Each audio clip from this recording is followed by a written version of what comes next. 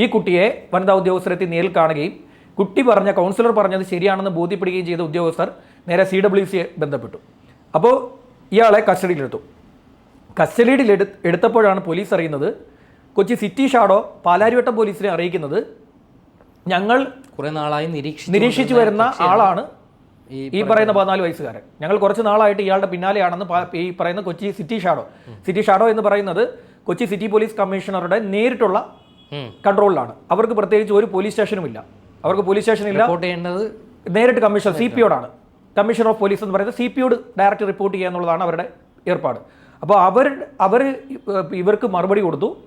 പലരും പോലീസിനെ അറിയിച്ചു, ഇത് ഞങ്ങൾ തേടിക്കൊണ്ടിരിക്കുന്ന കുറച്ചു കാലമായി ഞങ്ങൾ ഇയാളുടെ പിറകയിലാണ്.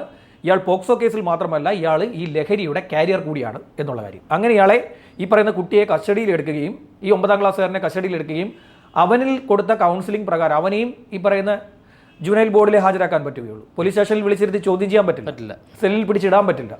അങ്ങനെയൊക്കെ പിടിച്ചിട്ട് കഴിഞ്ഞാൽ അവസാനം മനുഷ്യാവകാശ ലംഘനവും ബാലാവകാശ നിയമത്തിന്റെ ലംഘനവുമായി SI CAയുടെ പണി പോവും. ജോലി പോകാൻ വേണ്ടി വേറെ പിന്നൊന്നും വേണ്ട.